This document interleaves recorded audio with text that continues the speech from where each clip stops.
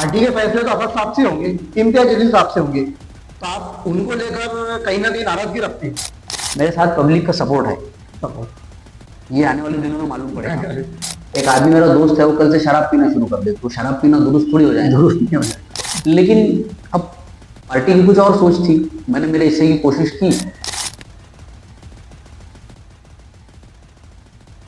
आदाब, जय हिंद, जय महाराष्ट्र। आज़ाद आवाज़ में आप सबका स्वागत है। आज हमारे खास मेहमान शहर की जानी मानी हस्ती और एक काबिल टीचर जो रह चुके हैं और AIMIM के पूर्व शहर अध्यक्ष जनाब नसीरुद्दीन सर।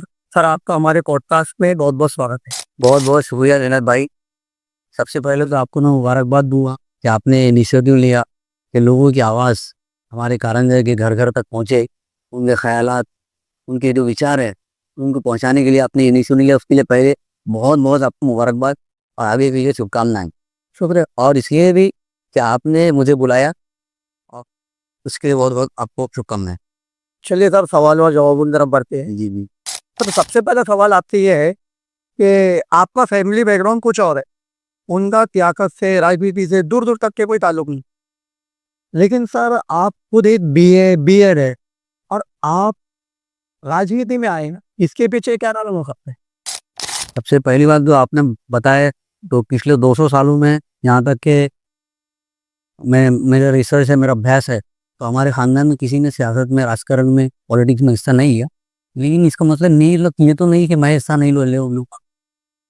मैं हिस्सा ले सकता ना, मेरा अधिकार है। अधिकार पर पक्का अधिकार है। सर, राजनीति में आने के बाद में आपने शहर के अंदर, हमने सबने देखा, आपने एक पार्टी को लेकर आए जी।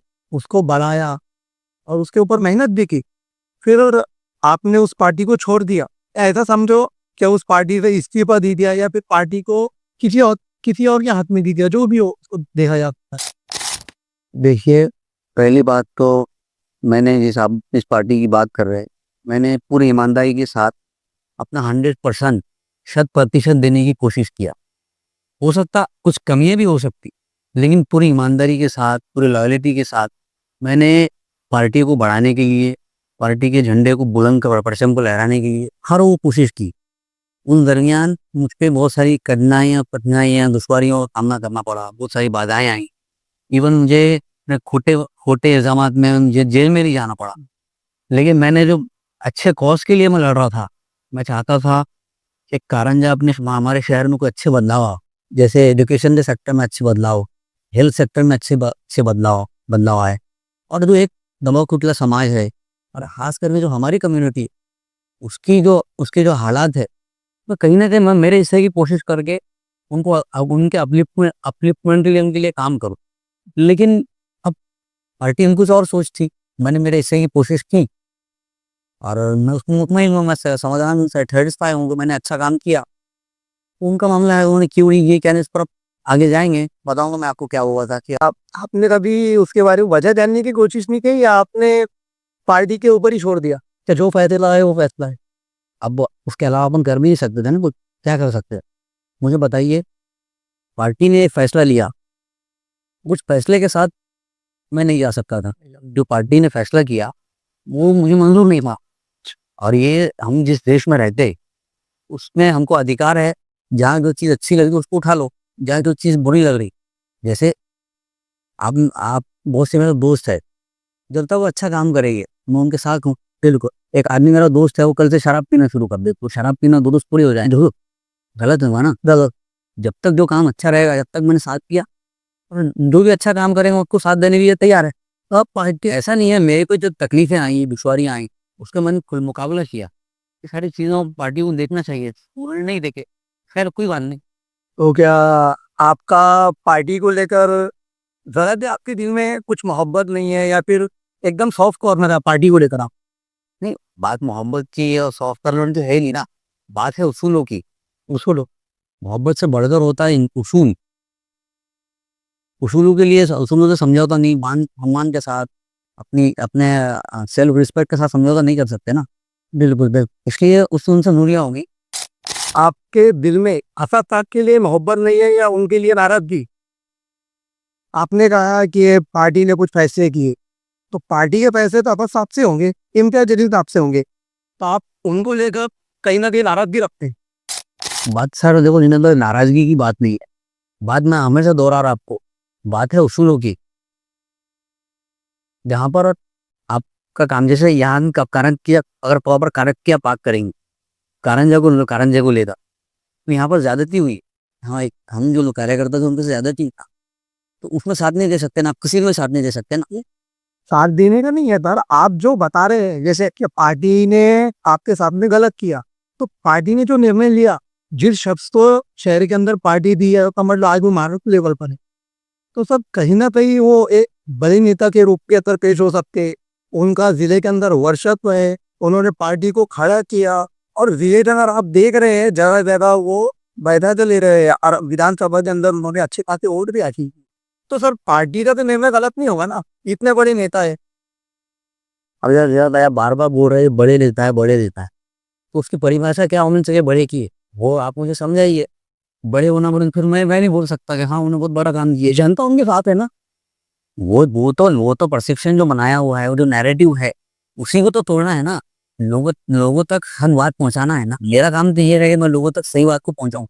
देखो एक होता एक तरफ ज्यादा भीड़ है तो वो सही है, ये गलत नहीं हो सकता, ये सही नहीं हो सकता कि अगर आपके साथ ज्यादा भीड़ आप सही मासी नहीं, बात सुनी लीजिए आप आपके साथ भीड़ है तो आप सही है, ये गलत नहीं हो सकता। और मैं अकेला हूँ तनहा हूँ तो मैं गलत नहीं, ये नहीं हो सकता, ये नहीं हो सकता। लेकिन आप अकेले तो आप भी सही नहीं हो। आप जिस शख्स का नाम ले रहे हैं, आप जिस शख्स का नाम नहीं है, मैं आप जिनके बारे में आप बात कर रहे हैं, जिनके बारे में आप बात कर रहे हैं, आप बोल रहे बड़े हैं, तो फिर मैं ये बोल सकता हाँ बड़े हैं वो, तो वो बड़े हैं, लेकिन किस हिसाब से बड़े हैं? मोदी जी के साथ मोदी जी की तारीफ करते इसलिए बड़े हैं, वो एकनाथ शिंदे के साथ जा सकते हैं वो इसलिए बड़े हैं, वो फडणवीस के साथ जा सकते हैं क्या वो इसलिए बड़े हैं? क्या वो 5-6 पार्टी बदल सकते हैं वो इसलिए? तो जो है ना, जो आप बात कर रहे हैं, तो अलग अलग जगह पर अलग अलग हार्डों का फिट होता।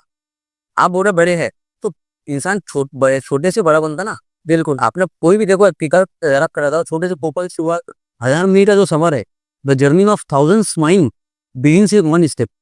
तो बड़ा किसने किया? हम ही लोगों ने बड़ा किया ना। बिल्कुल, जनता ने क्या है। बड़ा करने के बाद में उनके काम भी बड़े होने चाहिए ना। राम बन रखने से नहीं होता। आप शहर के हालात देखिए, नफरतों का जो माहौल पिछले 12-13 सालों में पैदा हुआ, उसकी स्क्रिप्ट लिखी गई, वो किसने लिखा स्क्रिप्ट? उसमें जो किरदार निभाए गए वो किरदार क्या थे? वो क्यों उन किरदारों को उजागर करने के लिए वो जो रोल्स थे जिसने प्ले किया, वो मैं कारण के सामने रखने वाला हूँ। 10-12 साल में आप भी साथ में थे हुई, मैं बोला आपने साथ दिया। तो वो तो अच्छी बात है ना फिर मेरे लिए। भाई कोई कोई शख्स अगर ये मेरे पर अब इल्जाम भी नहीं लगा सकता ना कि तुमने मेरा साथ नहीं किया। मैंने बिल्कुल साथ दिया, मुझे जब तक लगा कि आप सही रास्ते पर है। लेकिन आपको एक end of the film movie के एंड में जो क्लाइमेक्स था, उसमें समझ में आया कि जो शख्स लोगों को शराब पीने से रोकता है शुरुआत में, तो शराब की दुकानें उसके गर्म कर दिए, तो इसे बाद में मालूम पड़ा ना। और देखिए एक आम आदमी जो कारंजन है उसको सब मालूम है, जो नूरा कुश्ती हो रही है सबको मालूम है, और जिन लोगों को नहीं मालूम है के लिए मैं बैठा हूँ, मैं मेरे से की कोशिश करूँगा। पर आपने बड़ा होने में उदाहरण दिया, कुछ उदाहरण उधर भी है। जैसा कि उदाहरण कि 2012 के अंदर उन्होंने सत्ता के अंदर वो बैठे, 2016 में उन्होंने अकेले के दम पर सत्ता हासिल की, फिर उन्होंने 19 के अंदर चुनाव 40,000 के ऊपर वोट हासिल किए, 2024 में चुनाव लड़ा, उसके ऊपर भी उन्होंने अच्छे खासे वोट हासिल किए। अब 2025 के अंदर अब नगर पालिका चुनाव है, इसके अंदर तो उनके पास ताकत अच्छी खासी है, कहीं ना कहीं दरी में इधर भी है ना। तो मतलब जो है यहाँ पे ये बोलना है कि पार्टी को बड़ा करने के लिए किसी ऐसे शख्स की जरूरत हो जो उसका अहल ना हो, लेकिन सिर्फ इसलिए सुनो, सिर्फ इसलिए कि उसके पास वोट है, सिर्फ इसलिए उसके पास पैसा है। अगर मेरी पार्टी जिसकी बात कर रहे हैं वो अगर इनको लेकर इनको लेना सही है अगर आपके हिसाब से, जैसा बात बोली नहीं आप बोले पार्टी का निर्णय बता रहा ठीक है ना, हूँ। उनके पास तुम आप जैसा आपने बोले तो उनके पास इतना नगर सेवक थे और 30,000 40,000 ऐसे वोट उन्होंने लिए। हाँ, वो जज्बा ही रहता है, डेटा बताता है। तो मैं वही बता रहा हूँ ना आपको, मैं वही बता रहा हूँ ना आपको, मैं भी आपको आपकी बात का इनकार नहीं कर रहा हूँ मैं, लेकिन काम देखना चाहिए ना। आप काम देखिए ना, उन्होंने जो किरदार निभाए वो भी देखना जरूरी है ना। बिल्कुल, ये किरदार मेरा ये मानना है कि अगर जैसे एमआईएम ने उनको लेकर इसलिए ये पार्टी को बनाएगी, उनको ये ना अगर जायज है पार्टी में ताकत से पार्टी बढ़े इस मकसद के लिए। ऐसे आदमी को लेना जिसने पार्टी के कार्यकर्ताओं को जुल्म किया, ऐसे आदमी को लेना जो एकनाथ शिंदे के साथ 15 दिन पहले थी, जो फडणवीस को गुलदस्ते दे रहे थे, जो मोदी जी की तारीफ कर रहे थे, उनका अगर इस पार्टी में आना अगर दुरुस्त है, तो फिर अजित पवार नरेंद्र मोदी जी को का और अजित पवार का एक होना, भाई बावजूद इसके क्या 2 दिन पहले उन्होंने इल्जाम कराए थे मोदी जी ने, इन्होंने 70,000 का घोटाला किए, लेकिन थे तो उनको साथ में लिए। अगर वो जायज है तो फिर ये भी जायज है। ये तो पार्टी का निर्णय है, वो क्या वही तो नैरेटिव को चेंज करना है। अब मेरी बात को समझिए, मेरा मकसद ये है कि इस नैरेटिव को चेंज करना है। सुबह में किसी और के साथ रहेंगे, शाम में किसी और के साथ रहेंगे, और जनता आपके साथ साथ देंगी। तो जब ये जनता को एक मुतबादिल एक ऑप्शन क्रिएट करके देना है कि भाई अच्छे लोगों के एक आम नैरेटिव बनाया गया, एक समझ निर्माण की गई समाज की, क्या सियासत अच्छे लोगों का काम नहीं है। चलो एक बात की, मैं उस चीज को बदलना है मुझे। एक बात के लिए मैं अगर मान भी लूं, आप मुझे समझा रहे, लेकिन पार्टी को क्यों नहीं समझाया? वो नहीं माने, पार्टी नहीं मान, वो नहीं माने। सुनिए, आखिरी दिन तक मैंने उनको फोन किया, एक शिकायत मुझसे ये हो सकती, किसको कॉल था, लोग ये बात कर सकते, सुनो मतलब लोग ये बोल सकते, ये इल्जाम मुझ पे लग सकते, तो हो सकता है आपको टिकट नहीं हुई होंगी इसलिए आपने बगावत की है। मैं तो बगावत अभी तक भी नहीं किया, मेरा पूरा स्टेटमेंट उसके बाद से अभी तक है, क्योंकि मैं जिस शौक में चला गया था इतनी मेहनत करने के बाद, सदमे में करनी, जिस सदमे में मैं गया था उसको उभरने तो मुझे वक्त लगा बहुत। तो इतना 4 साल काम करने के बाद कहीं पर आपको अगर आउटपुट नहीं मिलता, आउटकम नहीं आता, तो इंसान निराश होता। तो वो नेचुरल चीज़ है, वो हर इंसान को होती है, वो मुझे नहीं हुई ना। पर ये काम तो ये इल्जाम मुझ पे लगता है, ये इल्जाम गलत है। मैंने ये पार्टी को फ़ोन किया था, एक हफ्ता पहले मैं औरंगाबाद जाकर आया, मैंने उनको फ़ोन किया, आप वारिस पठान को भेजिए, आप डॉक्टर गफ्फार गाजी उस वक्त पार्टी में थे, उनको भेजिए, समीर साजिद बिल्डर को भेजिए, इन लोगों को आप भेजिए। शाहिद अमन वाला करना चाह रहे थे, मैं उनको बोला कि हाँ ना कर लगी, तो मुझे उम्मीद थी कि ये हमारे देने को भैया। अच्छा, मैं तो आप टिकट से नहीं लड़ने के लिए तैयार थे? मैं लड़वाना चाहता था, मैंने फ़ोन किया, मैंने इम्तियाज जलील साहब को फ़ोन किया, इम्तियाज जलील साहब को बोला कि यहाँ पर बहुत पोटेंशियल है, हमारी बहुत कुर्बानियाँ लगी है, हमने बहुत मेहनत की है पार्टी को बनाने के लिए, हमारी सारी कुर्बानियाँ रंग लाएंगी इंशाल्लाह। मेरे पास आज भी मैसेज मौजूद है, मेरे पास रिकॉर्डिंग है। तो उन्होंने बोले कि हम पार्टी यहाँ से लड़वाने वाली नहीं की।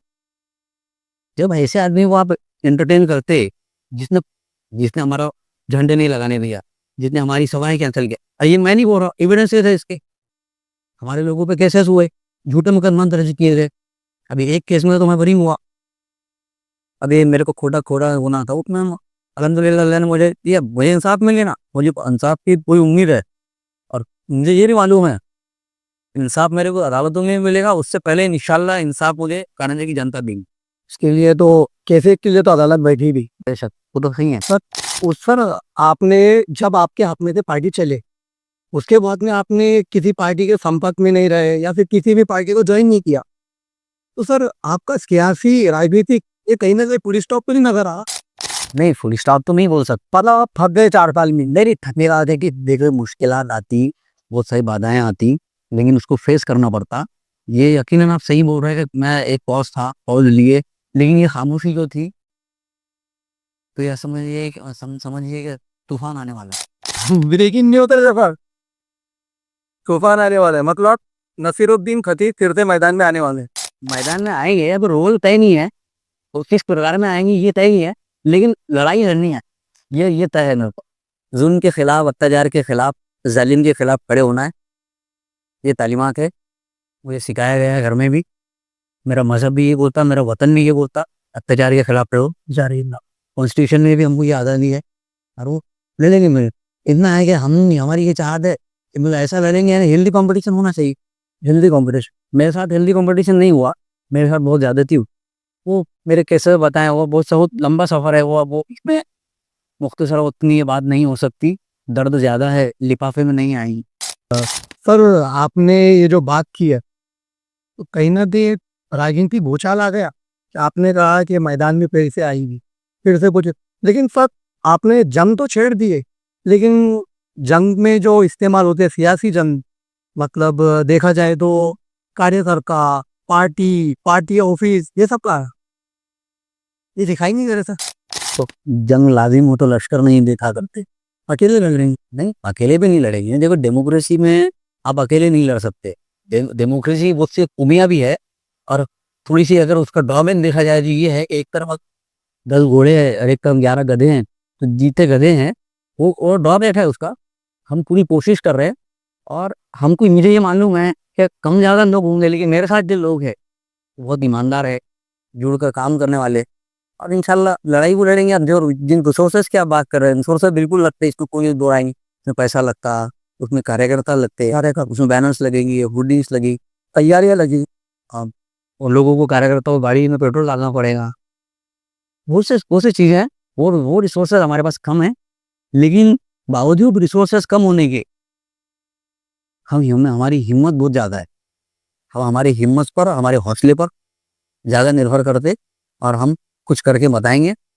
और कारंजे में एक तो चीज़ तय है कि मैं ये नैरेटिव बदलने की पूरी कोशिश करूँगा कि आप, अगर हम गरीब हैं तो आप इलेक्शन नहीं लड़ सकते, ऐसा नहीं होगा। अगर आप में हिम्मत है तो आप देखिए, हिम्मत के साथ साथ सर कई रीजन। एक मैं आपको बात बताता हूँ, हमारे प्रोसीडिंग से नहीं, दुनिया का सबसे खूबसूरत मुल्क हिंदुस्तान है, और सबसे खूबसूरत कॉन्स्टिट्यूशन जो लिखा गया डॉक्टर बाबा साहब अम्बेडकर ने लिखा। बिल्कुल, उसकी वजह मैं आपको बताऊँ, मुकेश अंबानी का भी एक वोट, नरेंद्र मोदी जी का भी एक वोट है, बराबर है, शाहरुख खान का भी एक वोट है, और लता दीदी का भी एक ही वोट था। जितने भी सेलिब्रिटी, उनका भी एक वो, जुनेद भाई का भी एक वोट है, मेरा भी एक वोट है। कोई दो वोट नहीं दे सकता कोई नहीं, कोई दो। ये खूबसूरती है, वो तो हम बदल ला सकते, ऐसा नहीं है बदल नहीं ला सकते। कोशिश करना पड़ेगा थोड़े। देखो, मुश्किल है। मैं हमेशा एक मिसाल देता कि गुलाब का अगर दरख्त आपने लगाया, गुलाब का पौधा आप लगाते ना जब, तो उसमें पानी देना पड़ता, उसकी कटाई करना पड़ता। तो जब उसको गुलाब का फूल अच्छा, मतलब उसको तकलीफ बर्दाश्त करना पड़ा, उस पर एफर्ट्स लगते, एफर्ट्स लगेंगे उसको। लेकिन अब बेशरम का पौधा अगर लगाना है आपको, तो लगाना ही नहीं पड़ता, ऑटोमेटिक आ जाता हो। उसमें पानी मत दो, कुछ मत दो तो आ जाए। तो जब अच्छा काम कर रहे हैं आप, परेशानियां होंगी। अब बड़े बड़े को ले लो आप, जो फ्रीडम फाइटर्स है, उनको तकलीफें बर्दाश्त करनी पड़ी। भगत सिंह को ले लो, महात्मा गांधी को ले लो, शहीद अशफाकुल्ला खान को ले लो, शहादत भी दे, मौलाना अबुल कलाम आज़ाद को ले लो, मौलाना मोहम्मद अली जौहर को ले लो। ये जो हमारे हीरोज है, इन्होंने कुर्बानियाँ दी, कुर्बानी। अब इतना बड़ा मुगल एम्पायर था कि नहीं था, लेकिन छत्रपति शिवाजी महाराज उनको ललकारे। अगर वो ये सोचते, इतने मुगल बादशाह इतने बड़े हैं, इतने हुकूमत है उनकी इतनी बड़ी, तो वो अगर सोच लेते ना तो मुकाबला नहीं कर मुकाबला नहीं है कि नहीं। अटल बिहारी वाजपेयी, अटल जी, उनकी पहली मरतबा 2 सीट चुन के आई, जनसंघ था, उस बाद भारतीय जनता पार्टी रही, बीजेपी। उनको 2 सीट आए थे सुनता, लेकिन कमजोर ने हिम्मत थोड़ी आ रही, हिम्मत उनके पास क्या था, उनके पास के पैसा था क्या, कुछ नहीं था उनके पास, लेकिन हिम्मत नहीं आ रही, तो आज उनकी पार्टी देख लो कहाँ पर है। तो ये सारी चीजें हिम्मत से होती है, हौसले से होती है। और एक बात मैं बता रहा हूँ आपको, मेरे साथ कम्युनिटी का सपोर्ट है, सपोर्ट ये आने वाले दिनों में मालूम पड़ेगा। अरे सर, आपकी बातों से ऐसा लग रहा है कि आप किसी बड़ी पार्टी के संपर्क में हैं। नहीं सर, ये चीज नहीं है। या ज्वाइन हो चुके? नहीं, कोई ज्वाइनिंग भी नहीं हुआ, कोई नहीं। यहाँ संपर्क मेरे से वो लोग कर रहे हैं, पार्टी वाले संपर्क कर रहे हैं। संपर्क करना कोई गलत बात नहीं है ना, लोग आ रहे हैं, जा रहे हैं, पार्टी आपके संपर्क में नहीं। वो अब कैसा ही आपके सामने नहीं बता सकता है, वो नहीं बता सकता। करिए मेरा सर, क्या कुछ ही देख कर थोड़ा सा इंतजार करिए, इंतजार और इंतजार सब्र में फल मीठा है। तो सर 2-4-5 दिन इंतजार करिए, कोई अच्छा करेंगे। इतना यकीन दिला दूंगा कि अच्छा होगा, जो भी होगा वो अच्छा होगा। नसीब सर, ऐसा नहीं हो सकता कि आप बिल्कुल सब कुछ भूल भुला कर पार्टी के लिए फिर से पार्टी ज्वाइन कर? पार्टी अभी वसूल होकर वापस आ जाएगी। उनका जो उनके जो ये वसूल बनाए थे उन्होंने, जब वही उनके साथ है, हम जालिम के खिलाफ है। यह जो मैं जिस मकसद को लेकर, जो उनके मकासद थे, उन जिसको देखकर मैं जुड़ा था, कि जैसे हमारे लीडर बोला करते थे कि इनकलाब वो आया दुनिया में, जो रिवॉल्यूशन आया वो गरीबों से आया, तुम आगे बढ़ो, हम इनकलाब लाएंगे। लेकिन ये कैसा इनकलाब हुआ, एक अमीर आदमी जो कल तक आपके लोगों पर तकलीफ कर दुश्वारियों के सामने मजालिम धारा था, आपने उनको एंटरटेन किया। ये तो इल्जाम आते हैं। नहीं, इल्जामत नहीं है ना ये। मुझे देखिए, इल्जामत आप बताइए, लेकिन शहर में सबको मालूम ना कि भाई मुझे ही बताइए, मैं पार्टी में काम करता था, मेरी सभाएं किसने कैंसिल किया? कारण जो है कई जनता को मालूम। मेरी ऑफिस किसने बंद किया? मैं जो भी एविडेंसेस है आ गए, मैं ऐसे मेरे को बहुत सारी चीजें ऐसी है मेरे को मालूम है, लेकिन मेरे पास एविडेंस है वो बात नहीं करूंगा मैं बात वो करूंगा जो मेरे पास है पुरावे है। सर हो सकता है प्राप्त हो। उसके बाद में मेरी जब सभाएं हो रही थी, मेरी सभाएं तो खून करके बोला गया है, सभा को जगह मत दो, उनका जो जलसा है जलसा लेने की जगह मत। मान लो कि जो मेरे जो सभा थी वो ये साइन नहीं गई पूरी। उसके बाद मेरे पे जो कोर्ट केसेस किए गए उसके पुरावे हैं कि एक शहर तो बहुत बड़ा लीडर गाली गलौज करने लगा मुझे कि भाई उनको जाके गाली गलौज दो, वो मेरे पास एविडेंस है। वो तो फैसला कोर्ट। फिर बाद में उसके बाद में व्हाट्सएप पर वो लाइक लाइक हो रहे कि आपने अच्छा काम किया करी। तो ये जो सारी चीजें हैं डराने धमकाने के जो काम है, देखिए एक अच्छे लीडर को उदारवादी होना चाहिए, बड़ा दिल होना चाहिए उसका, हेल्दी कंपटीशन होना चाहिए। जैसे अगर मैं और आप कुश्ती लड़ रहे हैं, पहले के हाथ मिलाएंगे, कुश्ती होने के बाद नहीं भी हाथ मिलाएंगे, ये सेहतमंद मुकाबला होना चाहिए ना। ये क्यों नहीं हो रहा? मतलब कहीं ना कहीं आप डरे हुए हैं। अब मेरे पास इतने, जैसे आप बोले मेरे पास रिसोर्सेस तो नहीं है ना, का मुकाबला करने के लिए पैसा नहीं है, कार्यकर्ता कम है। तो आपको होना ये चाहिए था कि आपने सही दिशा में, आप में जो गलतियां हैं आपको आपको आपने उसको सुधारना चाहिए था। जैसे भैया जैसे 10 नसीर के अगर आ जाते तो कुछ नहीं कर पाते ना। देखो देखिए मुझे बताइए, छत पर स्कूल के, उर्दू स्कूल के छत पर अच्छे टीम नहीं है, सर नहीं है उनको, बराबर है। पीने का पानी आज भी अच्छा नहीं आता, अच्छा नहीं था। आज भी रास्ते अच्छे नहीं है, बिल्कुल। नहीं है ना हालात वैसे, इंफ्रास्ट्रक्चर का कोई मतलब है। और खुसूसन खास करके मुस्लिम एरिया ऐसी हालत है आज भी, आप देख लीजिए। तो ये बदलाव होना चाहिए था ना। आप 15 साल से थे ना, जो वादे आपने किए थे वो पूरे नहीं किए आपने। तो ये जो चीजें हैं इनको बदल होना चाहिए। और मैं ये नहीं बोल रहा हूँ कि मैं, मेरे से 100 गुना अच्छे लोग हैं आज शहर में, मेरे से 100,000 गुना लोग अच्छे लोग हैं, लेकिन वो थोड़ा हिम्मत दे नहीं पा रहे। तो देख, वो हिम्मत देने का काम मुझे करना है इंशाल्लाह। और लोग आएंगे। और ये सबसे पहले ये बात चेंज करना है कि अच्छे लोगों का काम सियासत में नहीं है। अरे अच्छे लोगों का काम क्यों है सियासत? सियासत में अच्छे लोगों का ही काम है। सियासत में अगर अच्छे लोग आएंगे तो हमारा शहर, हमारा स्टेट और हमारा देश आगे बढ़ेगी। और मेरा ये मानना है कि देश को आगे बढ़ाने के लिए, हमको हमारे कारंदे को आगे बढ़ाने के लिए हमको सबसे पहले अगर कोई काम करना है तो नफरतों को दूर करना है। नफरतें दूर करेंगे, सुकून आएगा, शांति आएगी, लोगों को रोजगार मिलेंगे, इंफ्रास्ट्रक्चर मजबूत होगा। लेकिन पिछले 10-12 सालों का जो काम है, पिछले 10-12 सालों में एक स्क्रिप्ट लिखी गई नफरतों की, एक स्क्रिप्ट लिखी गई नफरतों की, और उस स्क्रिप्ट के हिसाब से काम हो रहा। सबको रोल बांटे गए कि आपका ये रोल है, आपने ये करना है, आपने ये करना है, और हमको सत्ता में रहना है, ये हो रहा। और ये चीजों की जो जो स्क्रिप्ट है उसको सबको सामने करना है। पर अब थोड़ा विकास की ओर बढ़ती है। विकास के लिए मुद्दे पर आपने बहुत सारे स्कूल कॉलेजेस के बाद अपने बात की है। आप शहर के अंदर विकास को लेकर आपकी क्या सोच रहे विकास बहुत ज्यादा पेंडिंग है, नहीं हो पा रहा विकास। नीयत नहीं है, नीतिमत्ता नहीं है, नियत नहीं है विकास करनी। सिर्फ दाल अब्दुल्ला सारा का सारा बूथ है, लेकिन वो वाली बात। ये जो आपको अभी जो थोड़ा काम दिख रहा है, ये सिर्फ और सिर्फ इलेक्शन की वजह से। हमेशा लास्ट टाइम भी ऐसी हुआ। हो? विकास तो हुआ है ना शहर में, जो भी हुआ। जितना होना चाहिए वो ऊँट के मुंह में जीरे के बराबर। वो फिर ही ऊँट के विकास इतना हुआ जैसे ऊँट के मुंह में जीरा। ऐसा तो नहीं लग सकते सर, विकास हुआ है। अरे होना चाहिए बिल्कुल, विकास तो वो नहीं तो इनकार नहीं तो कर रहा ना मैं, लेकिन उतना हुआ जितना ऊँट के मुंह में जीरा। सर आप कहते हैं कि आप संघर्ष करेंगे, फिर से चुनाव में उतरेंगे। चलो मान लेते हैं आपने संघर्ष किया, चुनाव में उतरा, आपको सत्ता मिल गई, आप शहर के विकास के लिए क्या करें? जो काम अभी तक नहीं हुए, जैसे जैसे जैसे मैं बता रहा, इतना डेवलपमेंट हुआ जैसे ऊँट के मुंह में जीरा, ऐसा हुआ। तो यकीन मानिए आप, एक आम जनता will never underestimate the power of a common man। तो एक आम आदमी सत्ता में रहकर क्या कर सकता, ये बताने की कोशिश करूंगा। और कारंजा शहर मिसाल बनेगी। कुछ उदाहरण दी दीजिए सर। उदाहरण की बात ही नहीं है, जब तक आप देखिए, जब तक हम मैदान में नहीं उतरेंगे, जब तक हम मैदान में कितना स्कोर कर पाएंगे बता नहीं पाएंगे ना। बिल्कुल नहीं बता। लेकिन हमारा कॉन्फिडेंट है कि हम सेंचुरी मारेगी। तो आपके कुछ मुद्दे, कुछ टॉपिक। मुद्दे है ना, एजुकेशन सेक्टर में काम करना है। कोई गरीब का बच्चा नगर परिषद के स्कूल में ऐसा नहीं होगा जिसको तालीम से महरूम। उसमें जो हमारे गरीब बच्चे हैं, जो जो खिचड़ी का इंतजाम है उनके लिए माकूल होगा, उसमें पैसे नहीं, करप्शन नहीं होगा उसमें।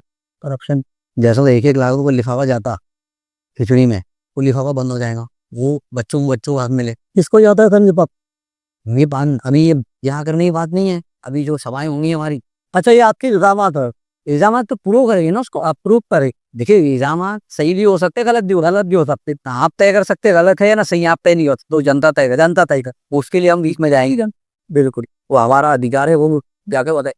अगर हम झूठ बोले तो जनता ना करेंगे हमको, और हम सच्चाई बयान करेंगे तो जनता कबूल करेगी।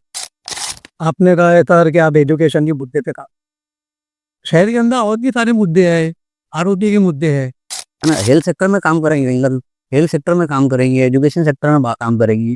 करप्शन बहुत बड़ा, कारंजा के अंदर करप्शन नहीं ना, ऊंचाइयों तक पहुंच लेकर से लेकर उन करप्शन को आप अंदाजा नहीं लगा सकते। एक गरीब आदमी की जो एक गरीब आदमी की जबान बंदर काम करेंगे। हमारी दुआएं रहेंगे आपके साथ में। एक आखिरी बात पर आपके करनी है, आप हमारे माध्यम से कारंजा शहर की आवाम को क्या पैगाम देना चाहेंगे? आपके माध्यम से कारंजा शहर के लोगों तक मैं एक पैगाम जरूर देना चाहूँगा। क्या पैगाम तो बहुत बड़ा है, सद के छोटे से तराशे में नहीं आएंगे, गम ज़्यादा है लिफाफे में नहीं आएंगे, और मुख्तसर वक्त में ये बात नहीं हो सकती, मुख्तसर वक्त में ये बात नहीं हो सकती, दर्द ज़्यादा है खुलासे में नहीं आएंगे। कारंजा शहर के अंदर मैं जो नफरतों का माहौल है उसको दूर करने के लिए मैं आपके बीच में आऊँगा, बहुत जल्द मैं आप लोगों के बीच में आऊँगा, और जो पूरी स्क्रिप्ट है शहर में जो 12-13 सालों से चल रहा है के खुलासे करूँगा। आप इसके लिए मुझे आपकी दुआएं चाहिए, आपका आशीर्वाद चाहिए। बहुत बहुत धन्यवाद। बहुत बहुत शुक्रिया सर, आपने आपका कीमती समय में दिया, बहुत बहुत शुक्रिया।